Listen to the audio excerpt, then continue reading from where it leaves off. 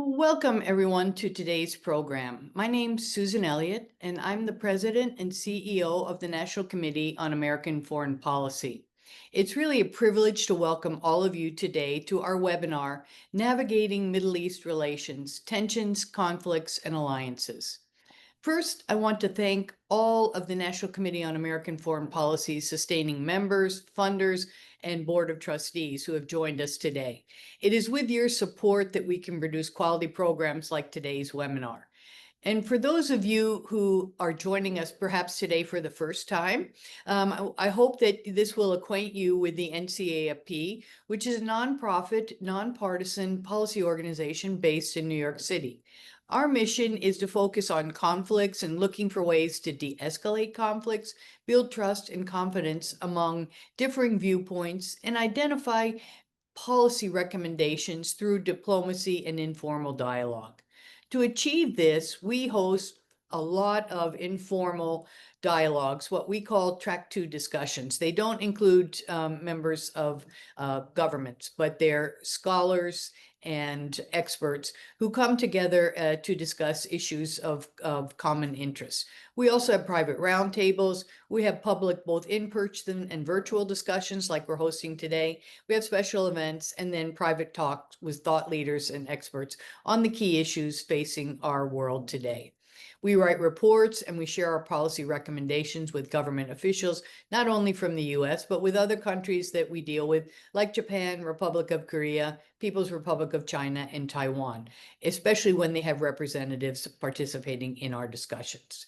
We also have an Emerging Leaders, Next Generation Scholars program, where we bring together mid-career professionals interested in international relations, and we discuss policy issues and help them to develop their thinking on significant issues around the world. These programs focus on Northern Ireland, the Korean Peninsula, US-China relations, and cross-Taiwan Strait relations.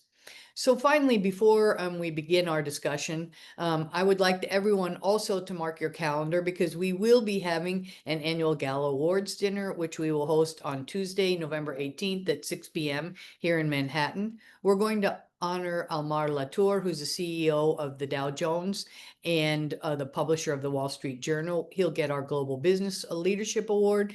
And I'm also very pleased that we're going to honor Ambassador Kathleen Stevens, who is the chair of the Korea Society Board of Directors, and we'll give her the George F. Kennan Award for Distinguished Public Service. So if you need more information about our programs, our awards ceremonies, please go to, visit our website, or you can email gala@ncafp.org. And I also encourage you to email us and give us your information so that you can get on our mailing list and know about our upcoming activities. So now let's get on to, the topic of today's discussion. In recent years, U.S. policy toward the Middle East has proven to be a complex process, not only for the current Trump administration, but also for the Biden administration. Often fraught with domestic pressures as well as complicated framework for our international partners and allies, finding a path that provides security and stability has been a challenge for the region that is undergoing a lot of constant changes. If you examine the news headlines over the past few months, you've witnessed significant geopolitical events that have reshuffled policy and U.S. strategic influence. For example, the U.S. provided military support to dramatically debilitate Iran's nuclear program at Fordo, and in the Israel 12-day war. Lebanon has also adopted a Washington plan to disarm Hezbollah by December 2025 in return for Israeli withdrawal of troops from the Southern Territory. And while the U.S. Middle East envoys, continue to visit the region, other unprecedented events have complicated the situation, including, Israeli targeted strikes on Doha and Qatar, which hit Hamas leadership before a scheduled ceasefire talk could begin. And all the while, the Israel-Hamas war in Gaza continues, and Hamas continues to hold 48 Israeli hostages captive. So while some analysts and experts have helped to bring clarity, there are still many issues that remain. how should the U.S. navigate with Israel? And what multilateral institutions, what can they do to help more effectively deal with the deepening humanitarian crisis in Gaza? There's so many questions and so many things that we want to discuss. I think right now I'd like to introduce to you our speaker, and we're very lucky to have a leading expert on U.S. Middle East relations, and it's Ambassador Jeffrey Feltman. Ambassador Feltman is currently the John C. Whitehead Visiting Fellow in International Diplomacy at the Brookings Institute, and he also is a Senior Fellow at the United Nations Foundation, which is particularly important because he also served as the UN Undersecretary General for Political Affairs and as the Assistant Secretary of State for Near Eastern Affairs at the U.S. State Department. Ambassador Feltman was also U.S. Ambassador to Lebanon, among other assignments that he had, including Erbil, Baghdad in Iraq, Jerusalem, Tel Aviv, Tunis, Amman, Budapest, and Port-au-Prince. So I can think of no one else more qualified to engage with us in today's discussion. So just a few housekeeping notes before Jeff and I begin our conversation. We'll have about 5 minutes of moderated, 40 minutes of moderated conversation, and then we'll go to audience questions. At any point during the program, you can submit a question. If you just look down at the bottom of your screen, there's a Q&A box, and go ahead and type in your question, and we will try to answer as many of your questions as possible for time to allow. Also, you should know that this webinar is being recorded, and it will be made available on our website and our YouTube channel in the coming days. And it's on the record because it will be in the public domain. So with all that, Jeff, first of all, thanks for agreeing to participate in today's program. And, given your broad experience in the Middle East and some of the things that I mentioned about what we see every day in the news about what's happening in Gaza and, the change sort of in the way Israel is reacting in the region, I wonder if you might give us just a few of your thoughts on, what's happening in the Middle East and the role the U.S. is playing, and we can go from there. I'm sure. Thanks, Susan. It's great to see you, a former State Department colleague, a fellow alumnus of our distinguished Foreign Service, and thanks to the National Committee for inviting me to participate in this webinar today. I appreciate it. Without question, the Middle East has changed dramatically, strategically, militarily, politically, since October 7th, since the massacres of October 7th. And right now we're hearing the stories, we're seeing images out of the Gaza Strip as the Israeli military implements the Israeli decision to occupy all of Gaza City, the most populated part of the Gaza Strip. And I look at this, with much fear and trepidation. I have fear for the estimated 20 Israeli hostages that are still alive. What happens to them in this? They've been in deplorable conditions for 700 days, and what's going to happen to them now? I'm concerned about, of course, as we all should be, about the 2 million plus Palestinians. How in the world will they all fit in the Mawasi area that's been designated? So, and then what happens afterwards? The Gaza Strip becomes uninhabitable. What happens to all these people? It's many unanswered questions about what's going to happen. But I'm also thinking about the juxtaposition between those images that we're getting from the Gaza Strip and the celebratory images 5 years ago this week of the signing of the Abraham Accords. It was 5 years ago that the foreign ministers of the United Arab Emirates and Bahrain appeared with President Trump, the Israelis, to sign the Abraham Accords on the White House. And there's a strange paradox, which is that Israel, over the past 2 years, particularly over the past year, in reaction to the security needs that they identified after the October 7th massacre, has greatly weakened its regional foes, its adversaries, whether we're talking about Hezbollah or Iran. Bashar al-Assad, of course, has fallen. But at the same time that Israel has demonstrated its military strength in the region by weakening its foes, it's also weakened the logic of the Abraham Accords, and that I think should concern the Israelis and certainly should concern the Trump administration. The first Trump administration considers the Abraham Accords accurately as a significant foreign policy achievement. Now, but the background of the Abraham Accords were that these countries, particularly the UAE, already had, relationships with the Israelis of mutual interest.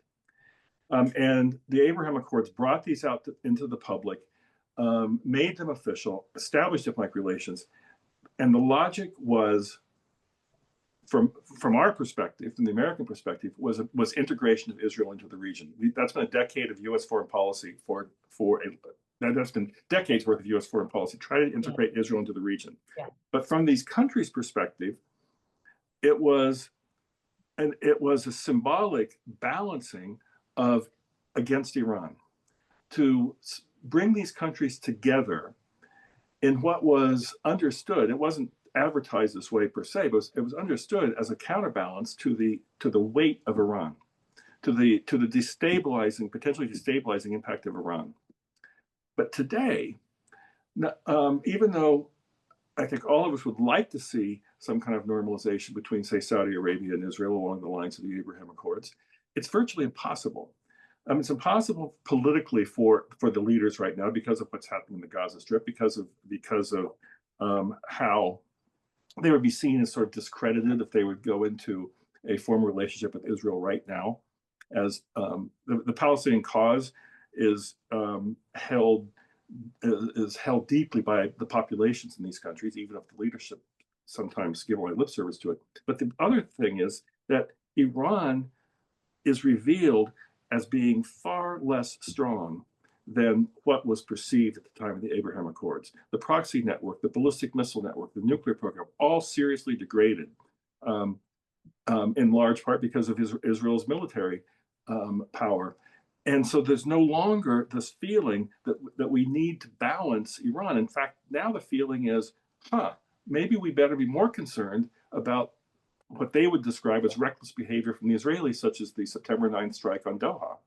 Well, and do you think, Jeff, that I agree with you that I think, one of the crown jewels of the first Trump administration was the Abraham Accords. And just as you mentioned, it was a way to integrate, hopefully Israel in with its neighbors in the Middle East. But what do you think this degrading of Iran has done in terms of, the feelings of the other Arab countries in the Middle East? I mean, clearly you've pointed out what the Israelis have done, and we see that the Iranians are not as strong as perhaps we thought. But what happens now? Does this mean that the other Arab states and the Gulf states maybe feel more affinity with Iran, or feel differently about Iran and Israel than they did 5 years ago when the Abraham Accords were signed? I don't know that they feel differently about Iran per se. I think it's still there's still all sorts of ethnic, religion, political concerns about Iran that Gulf states have. But they decided to handle it differently. Mm-hmm. And we saw this in 2023 with the rapprochement between Iran and Saudi Arabia that the Chinese somehow facilitated. That the Gulf leaders, and of course I'm generalizing, there's differences between countries, I'm generalizing, but the Gulf leaders in general have decided that it's better to make their peace. It's better to work with the Iranians, that's a better way of protecting themselves from Iranian nefarious activities. It's better to try to work with them. We've seen this across the board in the Gulf states. And of course, now it's been reinforced by the fact that, well, Iran doesn't have the same ability to project power that it did prior to the degradation of all these military assets that I mentioned, and combined with the fact that what Mohammed bin Salman, the Crown Prince of Saudi Arabia, his vision is basically a new economy for Saudi Arabia. You bring in investors. You diversify. You use the oil wealth to lay the foundation for a much more diversified economy. To achieve his goals, he needs outside investment. Outside investment is not going to come if there's a region in war. And right now, I think the calculation is that it's the Israelis who pose the risk of a regional war more than the Iranians. That's what's changed over the past few years, and that's why I think there's a paradox in that Israel has seriously degraded its primary foes in the region, but at the same time they've undermined the case for closer relations with the Arab states. And so you think that really I mean, again, the intent of the Abraham Accords was to, to recognize Israel. And is there any way that this relationship between Israel and Saudi Arabia could somehow be salvaged, brought back on a better track? Or is it irreparably damaged, would you say? Well, we Americans are always optimistic. That I don't want to say it's irreparably damaged, but it's certainly, I don't see any political prospects at the moment. It would be completely unpopular, it would delegitimize Mohammed bin Salman. Autocratic would be autocrat as he is. He still has to take into account public opinion of 35 million people who are very much appalled by what's happening with the Palestinians. So politically, it makes no sense for him to move in this direction right now. But strategically, it also makes no sense for him to move in this direction right now. Why would you try to join an anti-Iran axis at a time when Iran doesn't, in their perception, doesn't seem to be posing the short-term threat of recklessness that the Israelis are posing? Mm-hmm. And, since the Abraham Accords, just to even look at another development that's happened in the past 5 years, really over the last year or so, is what's happening in Syria. I know that Syria is something that has completely changed. Bashar al-Assad has left a power vacuum. There's a new leadership. The U.S. recognized him. But I'm wondering, what you think about the situation in Syria and how that affects the regional, dynamics. Has that made it more stable, less stable? I mean, what are your thoughts on what's happening in Syria and the relations that the Syrians are having, which seem to be good, hopefully good relations with the U.S., but how has Israel affected that as well? It's fascinating to watch the Syria question right now since the fall of Bashar al-Assad on December 8th, and of course this was an internal movement, but it was the Ahmed Shah, the interim president, leading a quasi-statelet up in Idlib with a military force that was rooted in Al Qaeda, although he had renounced Al Qaeda back in 2017, I believe. But it was it was a move out of Idlib through Aleppo, down through Homs and Hamad, all the way to Damascus. But it was facilitated by the Israelis, not directly, but by the weakening of Hezbollah. The fact that Hezbollah was unable to defend Bashar al-Assad. So Bashar al-Assad fall. One of the elements that led to Bashar al-Assad's fall was the degradation of Hezbollah by the Israelis. Not the only one, but it was one. But it's interesting to look at the region and Syria. First of all, you have a Turkish-Israeli standoff. Israeli Prime Minister Benjamin Netanyahu, Turkish President Erdogan have deep personal animosity and distrust between them, and this is playing out in a way in Syria. That you have the interim government in Syria that's it's closely aligned with Ankara. It's not a subset of Ankara, but it's very closely aligned with Ankara, and of course al-Shara's roots are in political Islam, which after the October 7th massacres raises great suspicions among Israelis, and the fact that there's an alliance with Turkey also makes the Israelis suspicious. So you've got the Israelis not really sure that they want to see Ahmed Shara solidify his role over the entire country. At the same time, you've got the Arab Gulf countries that we were saying that have such differences when it comes to places like Sudan. In Sudan, you've got the Gulf states and Egypt on various sides of the Sudanese civil war. When it comes to Damascus, they're pretty united, not completely united, but they're fairly united on trying to help al-Shara's government address the expectations of the Syrian people, and it's a difference because Syria is considered to be sort of one of the hearts of the Arab world, and they would see the Arab Gulf states would see this as a way to make sure that Iranian penetration does not come back. So this is one where they would be concerned to see the Iranians try to rebuild their network in Syria and then Lebanon. So you see them working together more closely than you do when it comes to things like Sudan. Well, and you think al-Shara really has the ability, I mean, given his whole background, to kind of do what it needs to do to unite the Syrian people and look for economic and other political, social, and institutional reform? Or does he need, who does he need help from? The US, from, the Gulf states? I mean, because it seems to me that it's still, at least from my inexperienced point of view, up in the air on how he's going to really lead his country. It's very much up in the air, Susan. You're exactly right. And he has to play a balancing act, and he's not been altogether successful in that balancing act. The Syrian population is about 70% Sunni Arab. Mm-hmm. And now they suddenly have a Sunni Arab president, interim president, for the first time in decades. The Sunnis feel greatly aggrieved. They feel victimized by the Bashar al-Assad government, by the 14 years of civil war, as well as oppression before that. So they feel they finally got their guy as president, and they expect him to take certain policies. Now, I'm generalizing again because the Sunnis in Syria range the spectrum from like a secular business person to a very deep religious conservatives. But in general, the Sunnis are behind him. So he has to keep them behind him. That's the base that would keep Syria together.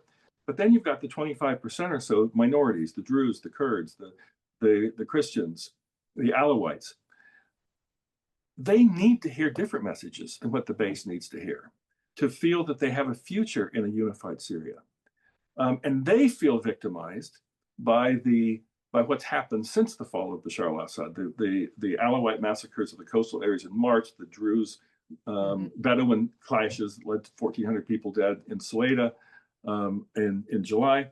Of course, the clashes between the Kurds and military forces allied with the interim government are ongoing at lower levels, but they're ongoing. So Shara has to try to balance between what the base needs to hear and what the minorities need to hear. And he's not done a great job on that. Now, I think his argument would be, it's either me or it's Mogadishu. That you're going to have some kind of autocratic rule or it's Mogadishu. I don't think that's the only option. I think the other options are that you have Shara consolidate control over much of Syria, but that you still have areas like Sueda or the coastal areas, the northeast, that aren't quite under his control. What's happening right now is there are two things happening right now that are quite interesting: one domestic and one international. Domestically, they are indirectly electing an interim legislature right now, this week, and this transitional legislature will be in office for 3 years, possibly renewal until such time as they can have a new constitution and elections. Will this indirect election, 140 members being selected by local councils that were established basically by Shara and his allies, 140 members, and then 70 members appointed by the president, will this reflect the diversity, plurality? Will this be seen as credible by the Syrian people across the board, the Sunnis and the minorities alike? We'll see. It's not clear. But so that's what's happening domestically. Internationally, there was a meeting this week between the Jordanian foreign minister, the Syrian foreign minister, and Tom Barak, the U.S. envoy, the president, the U.S. ambassador to Turkey, who's also the envoy for Syria and Lebanon, to deal with the Sueda issue, the Druze issue, to try to come up with ways to lower the tensions and promote some normalization of Sueda in southern Syria. And so they came up with a roadmap, which is good news on the one hand. On the other hand, the Druze themselves weren't represented in the meeting, nor were the Israelis. Maybe the Israelis were consulted privately, but the Israelis are, of course, protecting the Druze in Sueda right now, as they did in July. And that the Israelis have a Druze population in Israel that's very concerned about the Druze in Syria. But it's good news that they're trying to establish a roadmap for accountability, humanitarian assistance, normalization security in the Suez area. That's U.S., Jordan, Syria together. The other thing on the diplomatic front is that today in London, the foreign minister of Syria and the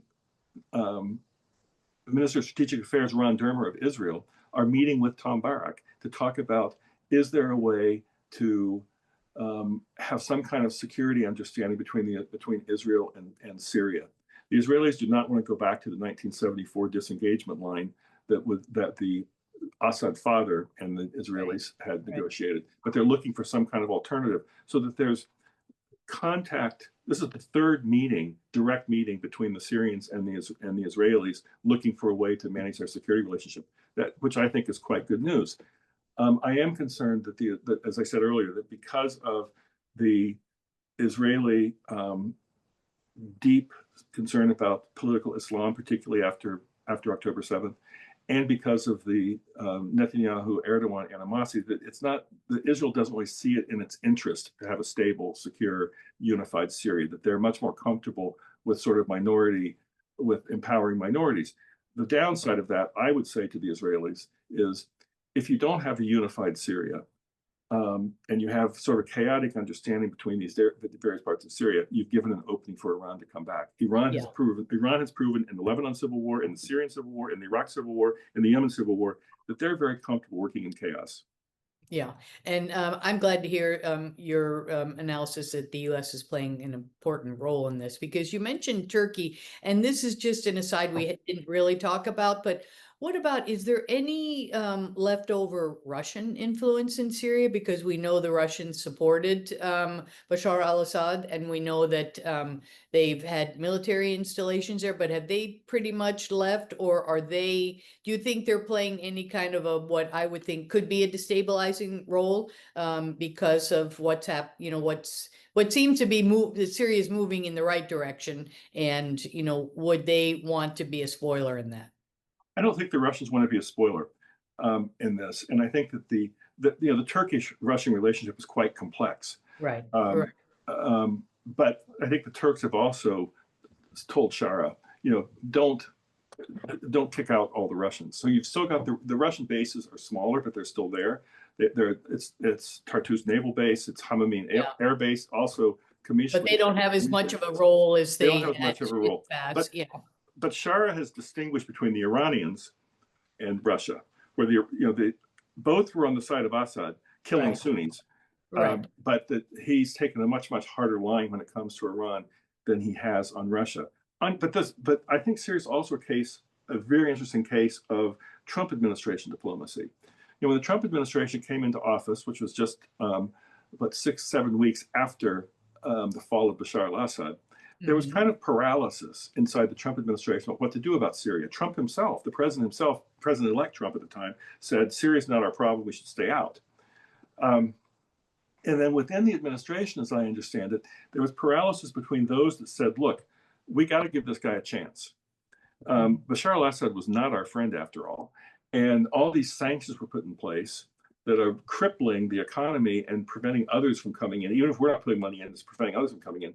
So let's design a step-by-step transactional approach to lifting sanctions in return for certain steps that Shah and his interim government would take. But there's another part of the Trump administration that said this guy was a jihadi. This guy was in American custody in Iraq. And once a jihadi, always a jihadi, basically, that these people who are with him are terrible. There are some foreign fighters up with him. And so it's paralysis, nothing was happening. And then President Trump goes off to the Gulf states for his May trip to Saudi Arabia, the UAE, and Qatar, and that's his happy place. Going to the Gulf and having lots of deals to be signed and lots of gilded palaces to be in, and the president himself cut through all of this paralysis, and decided after discussions with Mohammed bin Salman, the Crown Prince of Saudi Arabia, and probably Erdogan by phone, had talked about this at some point with him, but decided we're going to lift all the sanctions. Now, it's complicated to unravel sanctions that date back to the 70s in some cases, but it was the president himself who made the decision to give Ahmed Shara a chance by easing the sanctions. And you've seen executive orders since then that have that have further built on Trump's commitment to lift sanctions. There's still, the Caesar Act is still in place. There's still sanctions that can be reimposed if things go really wrongly. But this is one where the president himself made the decision. And he got support from not only the countries of the region, but for example, the Europeans and other allies who are on board with, easing the sanctions. Yes. Yeah. Now there's been some backlash against, like, Tom Barrack. He's been accused by the Laura Loomer types of being naive and facilitating Islamists. But so far, the president stayed behind this policy of trying to help Shara succeed. And President Trump did have 5 demands of Shara. When he met with Shara in Riyadh, he did have 5 different demands that had to deal with extremism, foreign terrorism, as well as trying to warm up the relationship with Israel, which, as I said, they're looking at right now. Mm-hmm. But they weren't done in that transactional way. They weren't done in the sort of step by step. We do this, you do this, which was what was originally proposed. It was like, you need to do these 5 things, and we are also going to lift sanctions. Again, sanctions can be reimposed if things really go in a bad way. Well, and it does seem like he's living up to his part of the bargain with Trump, is trying to follow through on the things that President Trump asked him to do. Yes. And President Trump didn't ask him in the 5 demands about inclusive governance. He didn't talk about governance and minorities and human rights and all that. That wasn't part of the thing. But you know that what President Trump is expecting is stability. Yeah. And if Ahmed Shara is unable to develop stability, I would imagine that the president would take a different approach. Yeah. Well, before we go to the audience questions, I think we need to talk a little bit about Lebanon, because that's also something that, the U.S. brokered agreement that the Lebanese government announced that it would begin to disarm Hezbollah in exchange for Israel's withdrawal from the southern territories. And I'm wondering your thoughts on that. Is that something you think will happen? Will it cause more stability in the region? I mean, what do you think? How will Iran react to that? Well, not an easy question, but I mean, there have been some unprecedented things that have taken place in Lebanon since the election of Joseph Aoun as president, and then the selection of Nawaf Salam as prime minister. And of course, these have taken place against the context of a seriously degraded Hezbollah. Mm-hmm. Seriously, its leadership has been decimated by the Israeli strikes. Its cadres of fighters have been greatly reduced. So this is all creating a new context for Lebanese politicians to make decisions. And so they've done things like had cabinet meetings. Now, this, for those of you that know Lebanon, this will make sense. But Lebanon, of course, is a multi-ethnic country, and the positions are whether they're elected or appointed, but the positions have to keep a certain balance: 50% Muslim, 50% Christian. Within each of those 50%, it's further broken down: Sunni, Muslim, Druze, Greek Orthodox, Maronites, etc. It's all broken down. And the understanding was that if one sect would walk out of a cabinet meeting, the cabinet would no longer represent Lebanon and could not act. Mm-hmm. So the Shia cabinet members, of course, the Shia is the base of Hezbollah. The Shia cabinet members walked out of the cabinet meeting where the discussion was about disarming Hezbollah, and yet the cabinet meeting continued. Now, in Lebanese context, that's revolutionary. Yeah. And the cabinet in August asked the army to prepare a plan for disarming Hezbollah, and then a couple of weeks ago, the cabinet reconvened, looked at the plan, and welcomed the plan. The Arabic's interesting. They welcomed the plan. They didn't quite endorse it, so there's a little bit of ambiguity there. And of course, any ambiguity in the Lebanese context raises Israeli and American suspicions that once again, Lebanon's trying to project doing something when in fact they're just fudging the way that Lebanese have done for a long time on their economy, on their politics, etc. But what's happening? The army plan is based on 5 parts, starting with the south. I truly believe that southern Lebanon Hezbollah is being disarmed. Its weapons depots being dismantled. The Lebanese army is moving in. That southern Lebanon, I think it's safe to say, will be free of Hezbollah arms, weapons, and facilities. It's the rest of Lebanon that's going to be the problem. Yeah. And will Israel go along with giving it up? Like, what security guarantees do you think they'll need to be able to give up that territory, if any? I don't think that the Israelis are going to give anything to Lebanon.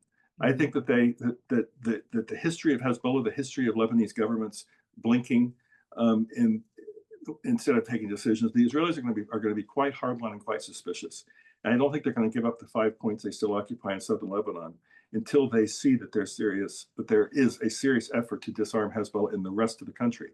And I also don't believe they're going to refrain from continuing to attack Hezbollah facilities that they identify. You know, clearly the Israeli penetration, intelligence penetration of both Hezbollah and Iran was quite deep. So the Lebanese government is not going to get any implicit help from the Israelis. They're going to have to make this because of Lebanon, for Lebanon's.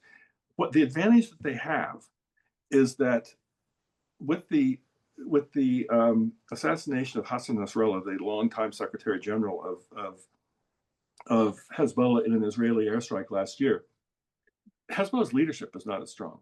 Naim Qassem, the replacement, is not Hassan Nasrallah. He has neither the charisma nor the ability to keep things together. And you've got divisions inside Hezbollah. Some saying, you know, we're going to remain an outpost for Iran, for the axis of resistance. You have others saying, no, really, we need to be Lebanese. And the other advantage the government has is Iran is not in a good place to rearm Hezbollah right now. They've lost land access via Syria, where they shipped arms regularly. By air and by sea, Israel could probably intercept them through intelligence. And also, remarkably, the Lebanese government has taken over the Lebanese airport, which basically before was controlled on the cargo side by Hezbollah operatives. Now, but so basically, the government is taking the right decisions. Whether they will implement the decisions quickly and decisively enough is the big question. The other part is the Shia population of Lebanon that was the basis for Hezbollah relies on Hezbollah for economic support. And you may remember there was a 2006 war between Israel and Hezbollah. And after that war, Hezbollah quickly moved to rebuild the villages. They don't have the resources now, and Iran doesn't have the resources. So there's a chicken or egg thing here, which is, can you attract some of the Shia base, not the Hezbollah fighters, but some of the people, just the sympathetic Shia base, away from Hezbollah through reconstruction? But can you get reconstruction funds, probably from the Gulf, before you have disarmament? You know, it's a chicken or egg question. But anyway, the signs are encouraging from Lebanon, but implementation is key. And the Israelis, given the history, is not going to just trust their words up easily. No, I can say that, you know. And one thing, again, we have a few questions from the audience, but this is something I'd like to just ask you. You know, we're on the eve of the UN General Assembly. You were a high-level official and undersecretary at the UN. And I'm just wondering, you know, do you see any role, whether it's Palestine, Lebanon, you know, Syria, Iran, any role that multilateral organizations like the UN could play to try to bring peace and stability? We know the Palestine issue is on the forefront, I think, of a lot of things at the UN, but are there other things that multilateral organizations could do to try to help stabilize the region? There was a reference, I mentioned the roadmap that for dealing with Soweto, the Druze area in southern Syria, that was negotiated between the Jordanians, Americans, and Syrians, and it mentions the UN explicitly about being the deliverer of humanitarian assistance to Soweto. So that there's an acknowledgement, even though the UN was not part of this, that the UN has a role in terms of addressing some of the humanitarian concerns. There was the big debate over the UNIFIL renewal, the peacekeeping mission from southern Lebanon. Lots of arguments for and against UNIFIL, but the decision was made to keep UNIFIL there for an additional, basically 15 months, in order to help stabilize the situation, and then have UNIFIL transition out. I mean, I think that there are technical humanitarian issues that the UN is is able to play in these regions. But on the bigger issues, the sort of peace issues, the large issues, that the UN was created to prevent succeeding generations from the scourge of war. And I think we can all point to examples of disappointment where I do not believe that the UN or any other multilateral organization, whether we're talking about the Arab League or the EU, are going to be able to negotiate, say, an Israeli-Palestinian agreement or a Lebanese-Israeli agreement or a Syrian-Israeli agreement. But what the UN can do is once there is an agreement, is those agreements become codified, become international law through the Security Council. Can you imagine? So if Tom Barak would succeed in getting some kind of disengagement security agreement between the Israelis and the Syrians, and you need to have some kind of implementing observation force or something, would any Security Council member veto it? If both the Israelis and the Syrians say, we want this agreement and we need to have some kind of observers or whatever the technical things is, I can't imagine that even in this polarized environment that Security Council members wouldn't approve that. So I would look at the UN as the endorser and as the provider of technical assistance to facilitate peace agreements and provision of humanitarian assistance. That sounds like a good role for them. Well, I think, for our audience, if you have questions, please type them into the Q&A box. And so why don't I go, Jeff, to some of the questions from the audience. And I'm going to start with one of our members who Susan Thornton. She's the head of our aid program. So she said, wonderful to see you, Jeff. And can you get out your crystal ball? I think you have it there, and try to outline for us some of the alternative futures for Israel, Palestinians, and U.S.-Israel relations. I mean, I know this is kind of putting you on the spot, but Susan asked a tough question. But I think it's something, I think you've got really good sense on, what's a way we could move forward to help keep Israel on a great path, or a better path maybe than what they're on today. I mean, I am really, Susan, thanks for the question. And it is a very, very tough one. It's a very important one. And I am concerned about the increasing pariah status that Israel's being viewed increasingly as a pariah state, even by some Western publics, maybe not governments yet, but by some Western publics. And it's even become a more controversial subject here in the United States. At the same time that Israel needs to rely on the United States more politically and militarily, they need to rely on the United States for more interceptors in case Iran rebuilds its missile program. They need to rely on the United States diplomatically to push back against some of the anti-Israeli measures being put forward in various fora. But at the same time, where the U.S. is no longer as globally dominant as we once were. And so it seems to me that the Israelis should want to have other allies than just the United States at a time when we're no longer as globally dominant and where Israel's become a more of a controversial topic in American circles. But their actions in Gaza are making it harder for them to build other alliances. In fact, you're seeing a fraying of some of the alliances that Israel has. I think that should concern all of us. Take for example, nothing about that happened to the Palestinians, dispossession, occupation, settlements justifies October 7th. I think that humanity in general understood that the Israelis were going to have to react in a very forceful way against Hamas and make sure that this never happened again. But imagine if they had combined a campaign against Hamas in Gaza with also restraining settler violence in the West Bank. But that's not what's happened. You've had the West Bank is boiling with settlement expansion, illegal outposts, settler violence. At the same time, Gaza is going on, meaning that, and then you've got the strike on Doha, meaning that from an outside perspective, Israel's looking quite reckless and destabilizing. Now, in terms of Israeli-Palestinian relations, I don't know what the answer is, because Gaza is becoming uninhabitable, if it's not already. And this idea of voluntary migration. I'm sure that there are some Gazans who are concerned about their family who would at this point leave just out of desperation. But I don't think I don't think that even those that leave are going to give up the dream of clinging to some part of historic Palestine, because the Gaza Strip was part of Right. historic Palestine. And you've got the West Bank to deal with. I mean, Netanyahu has said two-state solutions off the table. There's no evidence that he's going to get pushback from the Americans, which I think are the only country that could push. And I'm not sure how practically you would do a two-state solution now anyway.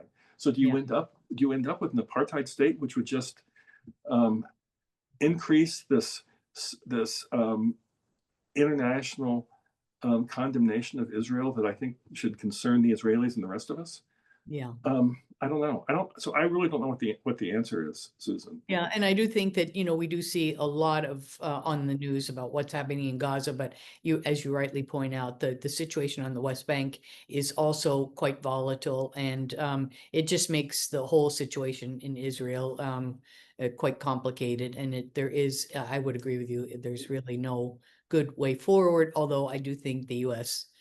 needs to play a role in helping our, friends and allies in Israel find a good way forward. I don't know what that is, but I think we owe it to your friends in Israel to do that. But I've got another question from David Ross, who's in our audience, and he is taking a little different tack. He wanted to know what you see, Jeff, as a likely future for Islamic extremism in the region, and what you think the right play is for the U.S. in dealing with Islamic extremism, given various strategies, we've taken over the years. He was just curious about your thoughts on, especially the role of Qatar as sometimes, being helpful and sometimes perhaps supporting extremism. Like, where do you see the role we should play? It's another very good and very tough question. And whereas I said that in my comments on Syria, I said that the Gulf states are mostly united in their approach to Syria as opposed to, say, their approach to Sudan. There are differences, and it has to do with the political Islam, where you have Qatar and Turkey that are much more tolerant, I could say, much more sympathetic to the idea of political Islam, where you have the UAE and Saudi Arabia and Egypt, for whom this is an anathema. So you do have differences between these governments, even if their general approach of supporting Sharia is more or less the same. This was one of the requests that President Trump gave to Ahmed Shara in Riyadh when he met him in May, which was he went beyond political Islam. It was make sure that the Islamic terrorism, make sure you're controlling and Islamic terrorism, that you're preventing Syria from being a venue for the restoration of Islamic terrorism. But I think that it's just something that political Islam is with us, and it's part of the fabric of the region, and we're going to have to work with the governments to make sure it doesn't cross that line, that very ambiguous line, into Islamic terrorism. I don't believe it's the same, but I believe that it's like a petri dish where they're both growing at the same time. Yeah. Okay, we have another question. This is on a little bit different topic, but you did mention it. This is from Ben Spears, who's in our audience, and wants to know, how much do you believe the recent Quad announcement on Sudan will do to end Sudan's conflict? And to what extent do you think UAE and Egypt and other countries, in the region could be persuaded to set aside some of their competitions over Sudan? Well, I think, having been the U.S. Special Envoy for the Horn of Africa in the first year of the Biden administration, Right. I'm actually surprised. I surprised myself in saying this, but I'm actually encouraged that the Trump administration has decided to take on the Sudan file, which I think in general has been largely neglected by the world. It's a larger humanitarian catastrophe than the Gaza Strip. More people killed, more people in hunger, more people displaced than in the Gaza Strip. And the language of that Quad statement is kind of convoluted. And I'm sure the negotiations on the language were very hard given the differences between Egypt, Saudi Arabia, and the UAE regarding Sudan. But cutting through the convoluted language, I'm encouraged because essentially you have Egypt, which has been supporting the Sudanese armed forces, the so-called recognized government, and Saudi Arabia to some extent was more on that side, although less active. And you've got the Emirates who've been actively supporting the rapid support forces, the other side in the Sudanese civil war, agreeing that the future of Sudan will be under civilian authorities, basically saying that our clients, the Sudanese armed forces and the RSF, aren't going to be part of the future governing coalition. Now, how do you get that? How do you achieve that? It's going to be hard. But the fact that they were able to come up with language that the Egyptians and Emiratis in particular could agree to on sidelining the RSF and the Sudanese armed forces from the political governance of Sudan in the future is encouraging. Yeah. Well, I mean, I think that you're definitely right. It is encouraging. So we've got two more questions, and they're both related,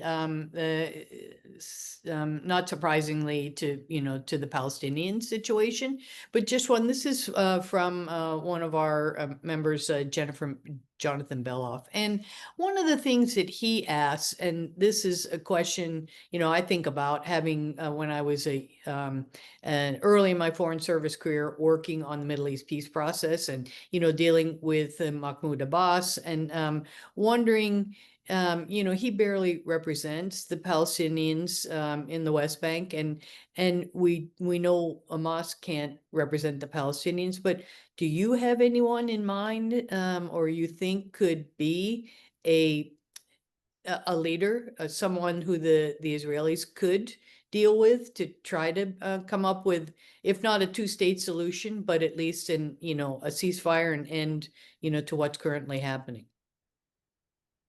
I mean,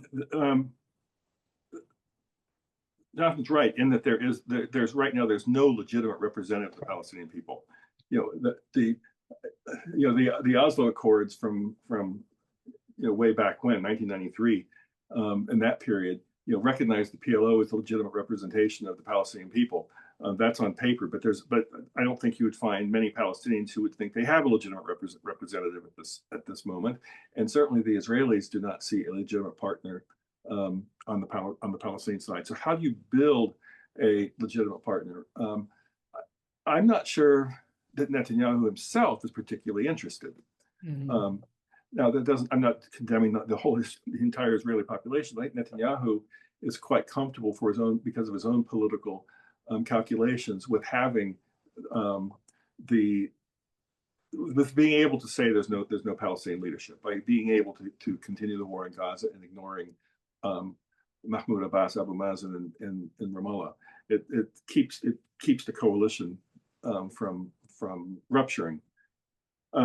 Yeah. But how do you?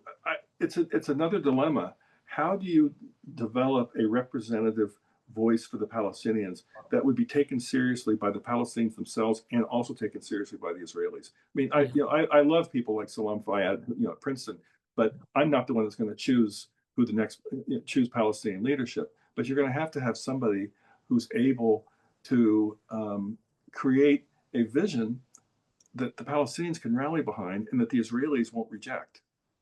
Yeah, and that's not going to be an easy person to find. I think we have time for one more question, and this is a question that we just got from Nicholas, and excuse me if I say your name incorrect, but Kulawiak. And what he wants to know, and this is, I think, interesting from the National Committee's perspective, because we do a lot of work on U.S.-China relations, and we deal with, a lot of experts and colleagues in the People's Republic of China. And he's wondering, what do you think China's role could be, not only in the conflict Israel-Palestine, but perhaps in Syria? And are there other ways that, U.S. and China, rather than, could cooperate, coordinate on finding solutions in the Middle East? Or is that a bridge too far? China's role in the Middle East they have had a balancing act in the Middle East. Mm-hmm. On sort of the Arab-Iranian divide. They've kept good relations with both the Iranians and the Arabs. but I wonder if they're starting to lean more toward the Iranians in the aftermath of the 12-day war. I mean, Iran supposedly had good relations with both Beijing and Moscow, and yet during the 12-day war, there was nothing that either of those capitals could do beyond issue some statements. But since then, we've seen some evidence that China might be interested in helping Iran rebuild its air defenses that were decimated by the Israelis. I think that the Israelis would probably take pretty quick action, given the intelligence penetration. And the Iranians, of course, are buying Iranian oil. Yeah.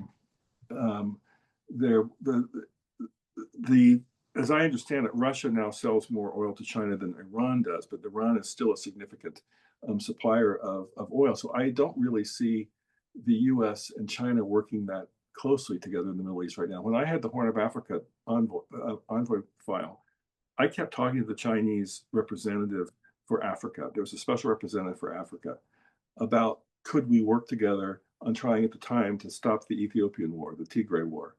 And the Chinese concern was the same as our concern, which is the potential collapse of Ethiopia. And so the Chinese concern was stability in Ethiopia, but their solution was to make sure that the government had whatever it needed to defeat the others, where our solution was, let's find a diplomatic way to end this conflict. And so I think that the Chinese and the American approaches are going to remain different in this region. And and we should say the Arabs have done a very good job of balancing us and China. The Gulf Arabs have hedged their bets by maintaining close relations with both Beijing and Washington, despite their security reliance on Washington, a security reliance that probably is a little bit in question after the Israeli September 9th attack on Doha. Yeah. Well, Jeff, we've come to the end of our time. I do see someone else just put a question. Let me just look at it quickly.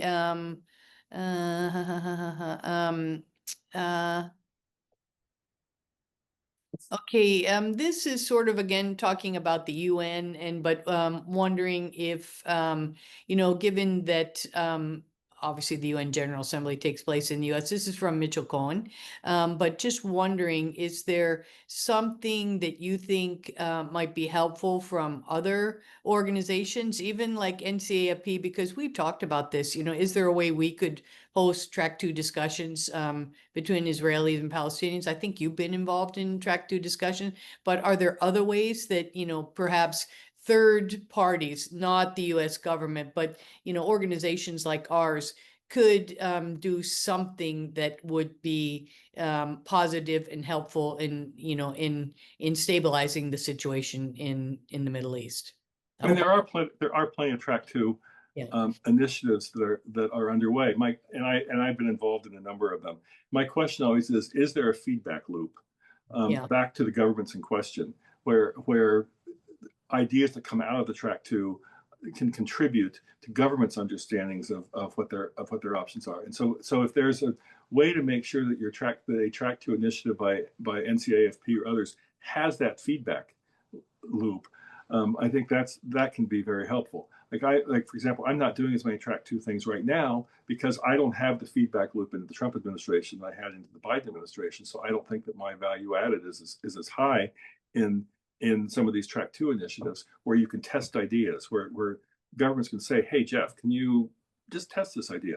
But if there was a track 2 initiative where you could start building a consensus among civil society activists in Israel and among the Palestinians of what are the options, you might be able to spark a discussion that wouldn't be possible in official channels. Well, do you think in the track 2 discussions that you've been involved in, is there a feedback loop with the Israelis and the Palestinians who've been involved? Because I know in our track 2 discussions, that's a really important part. Not only do we, talk to our U.S. counterparts, but we, at least here in New York, talk to other countries, like whether it's the Chinese, the Koreans, or the Japanese when we deal, or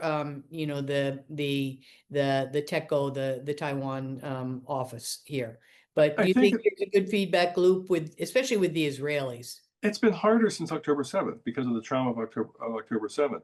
And Israeli, the very sharp rightward turn in Israeli public opinion because of the massacres on October 7th. It's much harder to find voices that are willing to brainstorm and then feed that back and have the government audiences be receptive. I mean, right now, so I don't see a whole lot of constructive feedback loops on the Israeli-Palestinian side. Now, I could be wrong. I'm not familiar with every track two that's going on.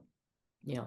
Well, anyway, Jeff, we've gone a little bit over our time, and I want to thank you so much for spending this hour with us, sharing your expertise, your thoughts, your impressions of what's happening in the Middle East. I mean, I think it's something that we all are concerned about, and we need, I hope you continue to be actively engaged, because we need great people like you to, have good and informed ideas on what's happening in the Middle East, and hopefully that help us to make sure that the U.S. can play a positive role. So, well, thank you again for having me, Susan. It's good to see you, and thanks for the questions from the audience. yeah. Well, and thank you, and thanks to all of our audience for participating today. And as I said, keep watching our website. We are going to have more programs coming up in the future, and we look forward to engaging with everyone there. So thanks, Jeff, and thanks to everyone for participating.